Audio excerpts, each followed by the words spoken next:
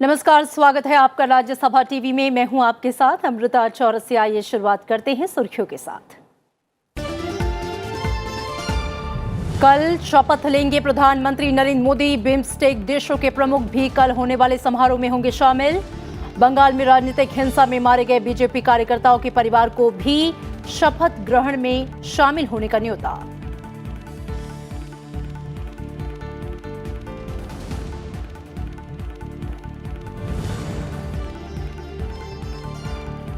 वरिष्ठ बीजेपी नेता अरुण जेटली ने प्रधानमंत्री नरेंद्र मोदी को लिखा पत्र। नई सरकार में किसी भी तरह की जिम्मेदारी नहीं देने का किया आग्रह। स्वास्थ्य कारणों का दिया हवाला। कहा, आपके कार्यकाल का हिस्सा होना मेरे लिए सम्मान की बात।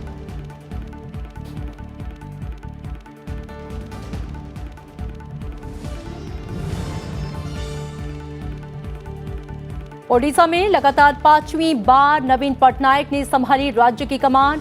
मंत्रिमंडल में शामिल 21 मंत्रियों में 10 नए चेहरे। अरुणाचल प्रदेश में बीजेपी नेता पेमा खांडू ने दूसरी बार संभाला मुख्यमंत्री का पदभार।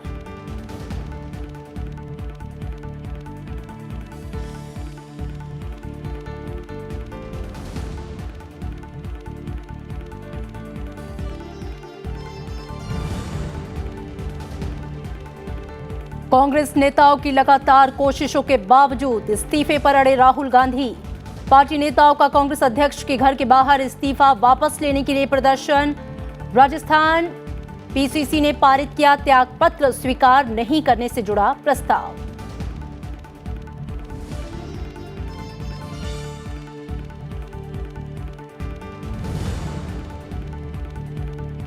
और रॉबर्ट वाड्रा को ईडी का समन। कल दिल्ली में होगी पूछताछ। जमीन खरीद फरोख्त को लेकर कथित धांधली और बेनामी संपत्ति रखने का आरोप। विदेश जाने की मांग वाली याचिका फैसला सुरक्षित। 3 जून को होगा फैसला।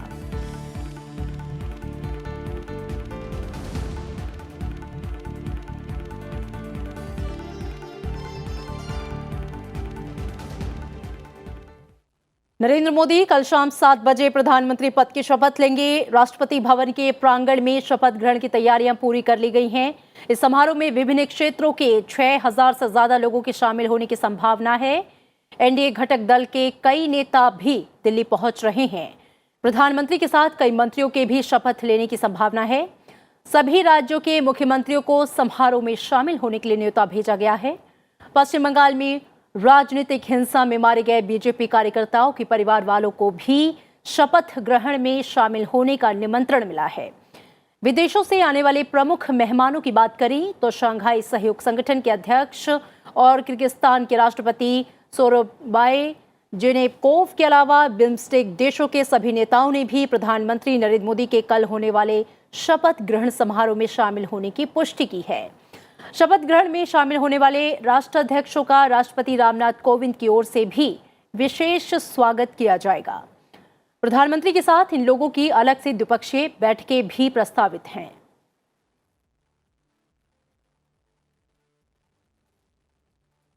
और वरिष्ठ बीजेपी नेता अरुण जेटली ने प्रधानमंत्री नरेंद्र मोदी को पत्र लिखा है। उन्होंने पत्र की एक कॉपी ट्वीट की है। उन्होंने स्वास्थ्य कारणों का हवाला देते हुए प्रधानमंत्री नरेंद्र मोदी से नई सरकार में किसी भी तरह की जिम्मेदारी नहीं देने का आग्रह किया है। जेटली ने स्वास्थ्य कारणों का हवाला देते हुए लिखा है कि पिछले 18 महीने से उनकी तबीयत खराब है। ऐसे में वो जिम्मेदारी को नहीं निभा पाएंगे, इसलिए उन्हें मंत्री बनाने पर कोई विचार न करें। उन्होंने लिखा कि पिछले 5 सालों में आपके कार्यकाल का हिस्सा होना मेरे लिए काफी सम्मान की बात है और ये सीखने वाला अनुभव रहा। अरुण जेटली ने लिखा है कि पिछले 18 महीनों से मैं कई गंभीर स्वास्थ्य समस्याओं से जूझ रहा हूं। हालांकि मेरे डॉक्टरों ने मुझे कई बीमारियों से उबार लिया है। चुनाव अभियान के बाद जब आप केदारनाथ के लिए रवाना हो रहे थे, तब मैंने आपको मौखिक रूप से बताया था कि चुनाव अभियान के दौरान मिली जिम्मेदारियों से मैं मुक्त हो रहा हूं। भविष्य में मैं कुछ समय के लिए कोई जिम्मेदारी नहीं चाहता हूं। इससे मुझे अपने इलाज और स्वास्थ्य पर ध्यान केंद्रित करने का समय मिलेगा। जेटली ने आगे लिखा कि आपके नेतृत्व में भाजपा और एनडीए को प्रचंड जीत मिली है। नई सरकार कल शपथ लेगी। मैं आपको ये पत्र इसलिए लिख रहा हूं ताकि औपचारिक तौर पर आपसे अपने लिए, अपने इलाज और अपने स्वास्थ्य के लिए एक वाजिब समय दिए जाने की इजाजत ले सकूं। इसी कारण मैं नई सरकार में कोई जिम्मेदारी नहीं लेना चाहता। कोई जिम्मेदारी ना होने से मेरे पास अनौपचारिक तौर पर सरकार और पार्टी का समर्थन करने के लिए समय रहेगा। वित्त मंत्री अरुण जेटली ने प्रधानमंत्री मोदी की अगुवाई वाली एनडीए सरकार में वित्त मंत्रालय के साथ साथ कॉरपोरेट अफेयर्स और रक्षा मंत्रालय की भी जिम्मेदारी संभाली थी।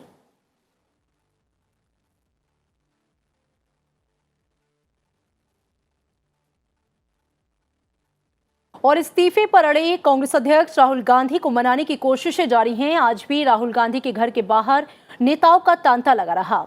तमाम बड़े नेता राहुल गांधी को मनाने उनके घर के बाहर जुटे और इसी बीच राजस्थान की कांग्रेस वर्किंग कमेटी की भी बैठक हुई। इसमें राहुल गांधी पार्टी अध्यक्ष बने रहें, इस बात का प्रस्ताव पारित किया गया। वहीं दिल्ली में पार्टी के वरिष्ठ नेता शीला दीक्षित ने राहुल गांधी से मुलाकात की और उनसे पद पर बने रहने का आग्रह किया।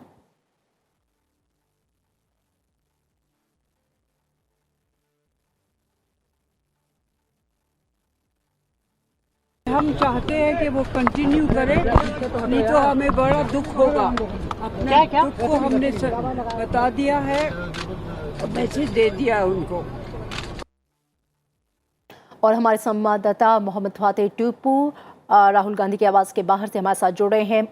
फाते, आपसे ये जानना चाहेंगे कि चूंकि राहुल गांधी लगातार अपने इस्तीफे पर अड़े हुए हैं, तमाम लगातार कोशिशें जारी हैं वरिष्ठ नेताओं की भी तरफ से, क्या कयास लगाए जा रहे हैं? उनके घर के बाहर प्रदर्शन भी जारी है कि वो अपना इस्तीफा जो वापस लेने का फैसला लिया है उस फैसले को पलटें। क्या है आगे का अपडेट?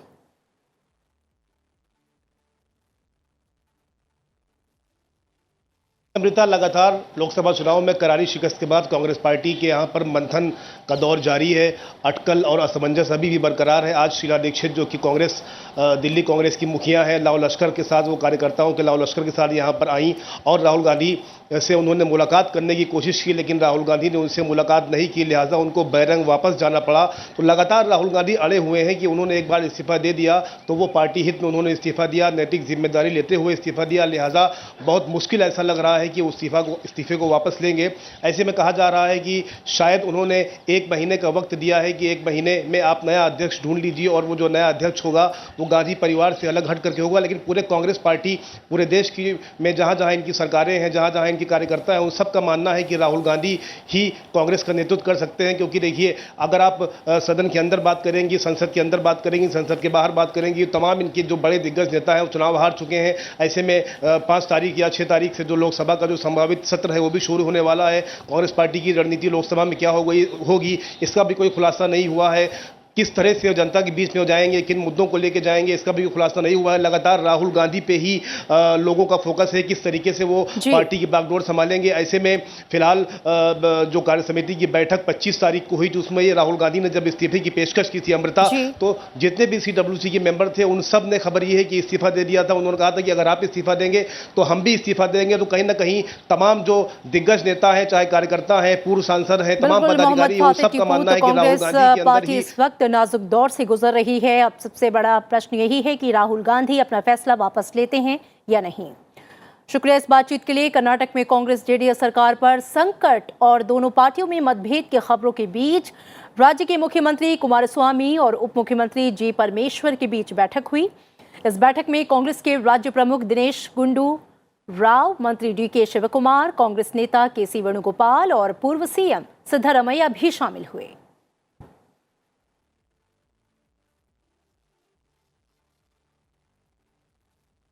और आपको बता दें कि पश्चिम बंगाल की सत्तारूढ़ तृणमूल कांग्रेस को एक और झटका देते हुए पार्टी के एक और विधायक ने बीजेपी की सदस्यता ग्रहण कर ली है। बीजेपी नेता कैलाश विजयवर्गीय और मुकुल रॉय की मौजूदगी में आज TMC के विधायक मोनिरुल इस्लाम बीजेपी में शामिल हो गए। मोनिरुल के अलावा TMC के कई अन्य नेताओं ने भी आज बीजेपी ज्वाइन कर ली। बीजेपी ने TMC नेताओं के उनकी पार्टी में आने को प्रधानमंत्री नरेंद्र मोदी के उस नारे का समर्थन बताया है जिसमें सबका साथ, सबका विकास और सबका विकास की बात कही गई है। इससे पहले मंगलवार को TMC के 2 विधायक और 50 से ज्यादा पार्षदों ने TMC को छोड़ बीजेपी का दामन थामा था। इनके अलावा CPM के एक विधायक भी बीजेपी में शामिल हो गए।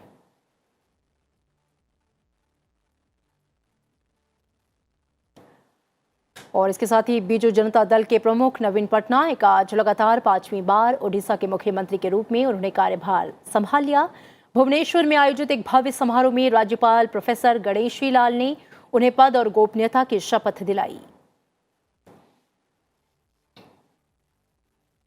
I, Naveen Patnaik, do swear in the name of God that I will bear true faith and allegiance to the Constitution of India as by law established, that I will uphold the sovereignty and integrity of India, that I will faithfully and conscientiously discharge my duties as Chief Minister for the state of Odisha, and that I will do right to all manners of people in accordance with the Constitution and the law, without fear or favor, affection or ill will. नवीन पटनायक के साथ उनके मंत्रिमंडल के सहयोगियों को भी राज्यपाल ने पद और गोपनीयता की शपथ दिलाई। नवीन पटनायक की कैबिनेट में कुल 11 कैबिनेट मंत्री, 9 राज्य मंत्री शामिल हैं। इस बार उनके मंत्रिमंडल में 10 नए चेहरे शामिल हुए हैं। हाल ही में संपन्न हुई विधानसभा चुनाव में बीजू जनता दल ने 147 सीटों में से 112 सीटें हासिल की हैं।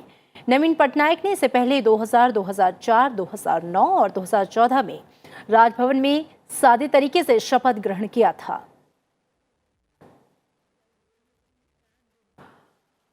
अरुणाचल प्रदेश में भी आज नई सरकार का गठन हो गया। बीजेपी नेता पेमा खांडू ने आज दूसरी बार मुख्यमंत्री का पदभार संभाल लिया।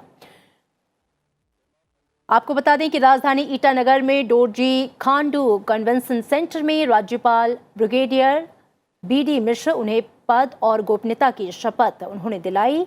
बीजेपी ने अरुणाचल प्रदेश की 60 विधानसभा सीटों में से पहली बार 41 सीटों पर जीत हासिल की है। I, Pema Khandu, do swear in the name of God that I will bear true faith and allegiance to the Constitution of India as by law established, that I will uphold the sovereignty and integrity of India, that I will faithfully and conscientiously discharge my duties as the Chief Minister of the state of Arunachal Pradesh, and that I will do right to all manner of people in accordance with the Constitution and the law, without fear or favor, affection or ill will.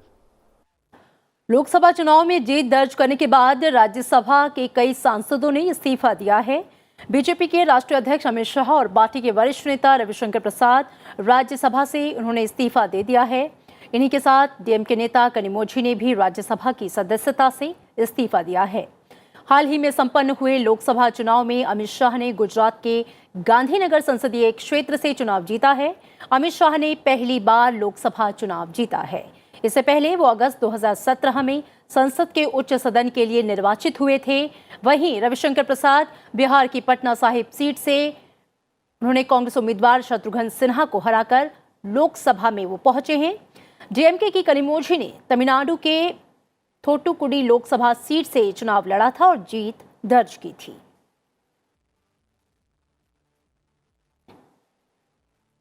Supreme court ने कांग्रेस सांसद कार्ति चिदंबरम को उनके संसदीय क्षेत्र पर ध्यान देने की नसीहत दी है। साथ ही कार्ति की उस याचिका को भी खारिज कर दिया जिसमें उन्होंने कोर्ट की रजिस्ट्री के पास जमा कराए गए 10 करोड़ रुपए की राशि वापस करने का अनुरोध किया था। सुनवाई के दौरान कार्ति चिदंबरम की तरफ से कोर्ट में कहा गया है कि उन्होंने 10 करोड़ रुपए की यह रकम कर्ज के तौर पर ली थी, जिसके एवज में वो ब्याज भी चुका रहे हैं। कोर्ट ने कार्ति की याचिका को खारिज करते हुए कहा कि उन्हें अपने संसदीय क्षेत्र पर ध्यान देना चाहिए। मामले की सुनवाई मुख्य न्यायाधीश रंजन गोगोई और जस्टिस अनिरुद्ध बोस की वेकेशन बेंच ने की। पूर्व वित्त मंत्री पी चिदंबरम के बेटे कार्ति चिदंबरम एयरसेल मैक्सिस मामले में आरोपी हैं और आपराधिक मामलों का सामना कर रहे हैं, जिसकी जांच सीबीआई और प्रवर्तन निदेशालय के पास है।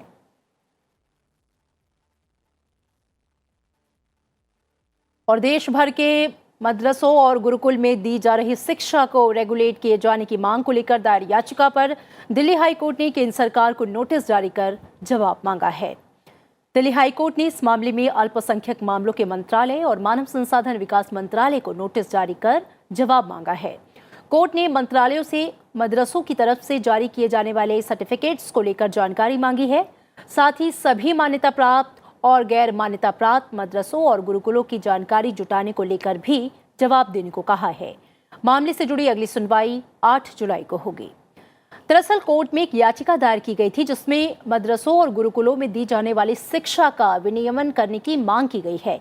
याचिका में यह दावा किया गया है कि इन संस्थानों में छात्रों को जो शिक्षा दी जाती है उसका स्तर रोजगार की संभावनाओं के लिहाज से बेहतर नहीं है।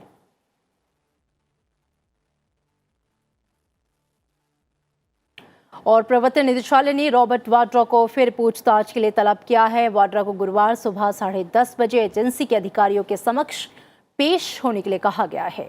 ये मामला वाड्रा की 19 लाख पाउंड की विदेशी संपत्ति के स्वामित्व और कर चोरी के लिए स्थापित की गई अघोषित संस्थाओं से संबंधित है। इसके अलावा वाड्रा की विदेश जाने की मांग वाली याचिका पर फैसला सुरक्षित रख लिया गया है।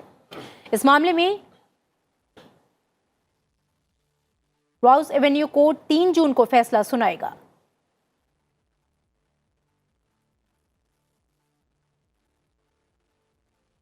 और दिल्ली हाई कोर्ट ने जनसंख्या नियंत्रण को लेकर दायर याचिका पर केंद्र सरकार को नोटिस जारी कर जवाब मांगा है। याचिका में कोर्ट से केंद्र सरकार को निर्देश देने की मांग की गई है ताकि सरकार की तरफ से जनसंख्या नियंत्रण के लिए जरूरी कदम उठाए जाएं। याचिका में यह भी कहा गया है कि देश में बढ़ते अपराध, बढ़ता प्रदूषण और नौकरियों की कमी का मुख्य कारण जनसंख्या विस्फोट है। जनसंख्या नियंत्रण के लिए याचिकाकर्ता ने कोर्ट से यह अनुरोध किया है कि न्यायमूर्ति वेंकटचलैया की अगुवाई में राष्ट्रीय संविधान समीक्षा आयोग की सिफारिशें लागू की जाएं। दिल्ली हाई कोर्ट ने इस मामले में केंद्र सरकार को 4 हफ्ते में जवाब दाखिल करने के लिए कहा है।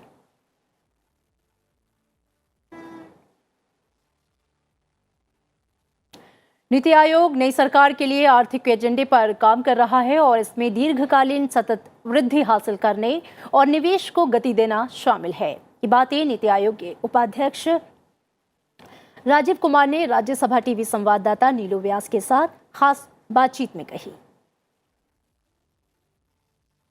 We are preparing that. We are well on.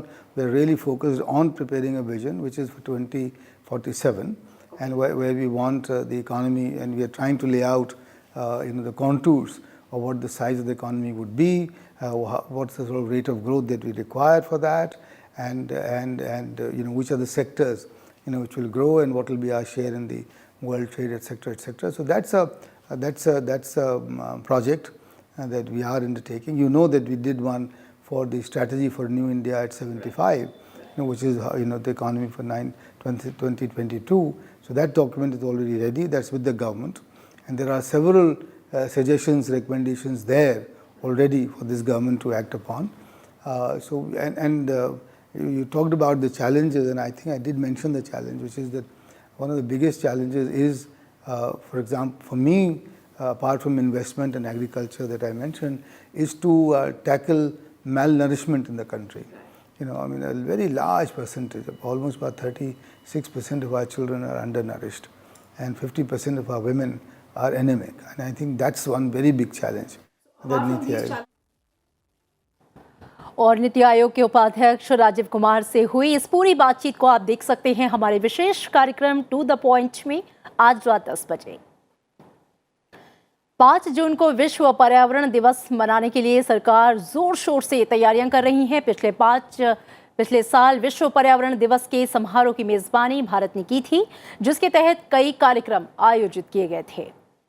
हालांकि इस बार भारत इसकी मेजबानी नहीं कर रहा है, फिर भी पर्यावरण मंत्रालय इस बात पर जोर दे रहा है कि विश्व पर्यावरण दिवस की तैयारियों में कोई कमी ना रह जाए।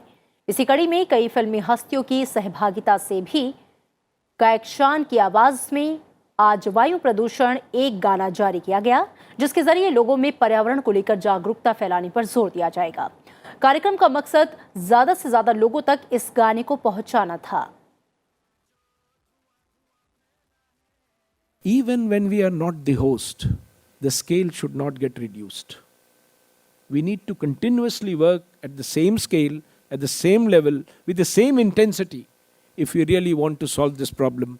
And if this kind of a messaging continues, I am sure at the end of the day we will solve this problem. और जम्मू कश्मीर के गुलगांव में सुरक्षा बलों और आतंकियों के बीच मुठभेड़ में सुरक्षा बलों ने एक आतंकी को मार गिराया। सुरक्षा बलों को इलाके में आतंकी गतिविधियों के बारे में सूचना मिली थी, जिसके बाद इलाके की घेराबंदी कर उन्होंने आतंकियों के खिलाफ ऑपरेशन शुरू किया। इससे पहले जम्मू कश्मीर के अनंतनाग जिले में कल सुरक्षा बलों और आतंकियों के बीच मुठभेड़ हुई। इस दौरान आतंकी गुट हिजबुल के 2 दहशतगर्द मारे गए।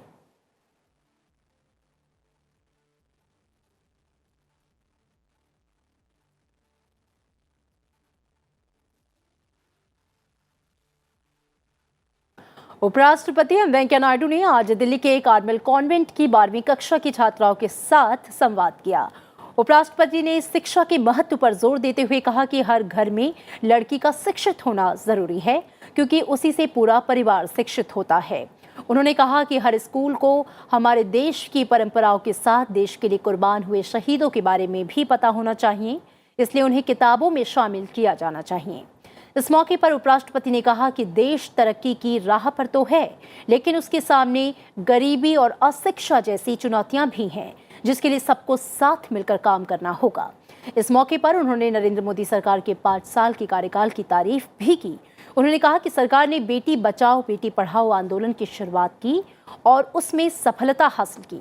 सरकार ने कई ऐसे कार्यक्रम चलाए जिससे देश आज तरक्की की राह पर तेजी से आगे बढ़ रहा है।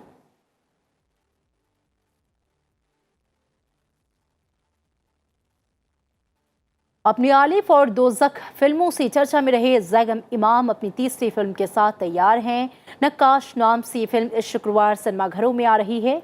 सामाजिक विषयों को समकालीन संवेदना से फिल्मों में पिरोने की कड़ी में ये फिल्म शायद दर्शकों का ध्यान खींचे। फिल्म के विषय को दर्शकों तक पहुंचाने के लिए राजधानी में फिल्मकार और फिल्म के कलाकारों ने मीडिया से बातचीत की।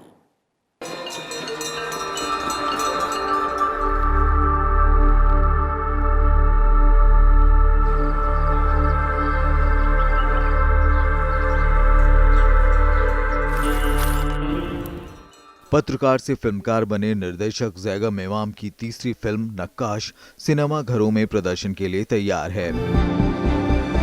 काशी के अधिकतर मंदिरों में इसी के पुरखों ने काम किया है। इससे अच्छा कारीगर दुर्लभ है।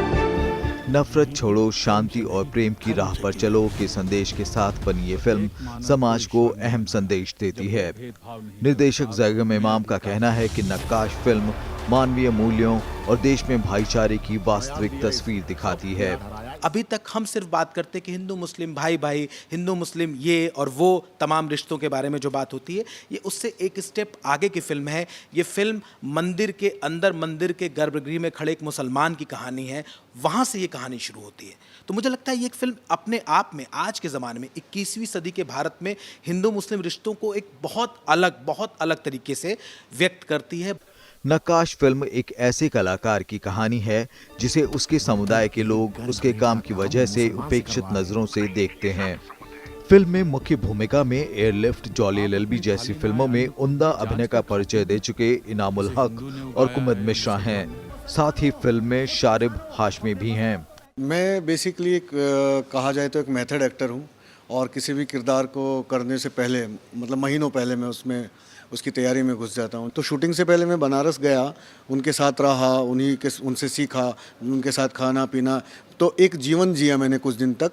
वो एक दो दिन तो ऐसे ही उन्हीं के जैसे कपड़े और वो सब पहन के वहीं उन्हीं के जैसे जगहों पे घूमा फिरा, बातचीत करी, समझा। फिल्में समाज का आईना होती हैं और जब इस आईने पर धूल जम जाती है तो ये फिल्में ही हैं जो इसे साफ करने का काम करती हैं। नक्काश इसी दिशा में तराशा एक कदम है। इरफान, राज्यसभा टीवी।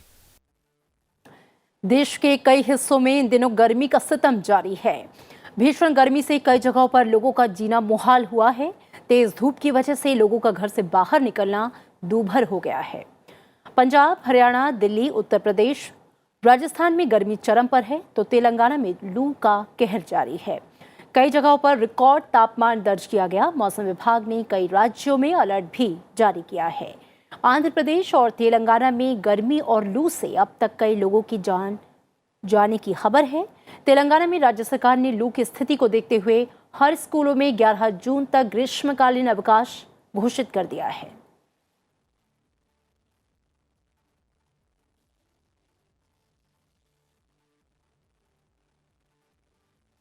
और चलते चलते आपको छोड़ जाते हैं देश भर में अलग अलग हिस्सों के मौसम की हाल की जानकारी के साथ। नमस्कार।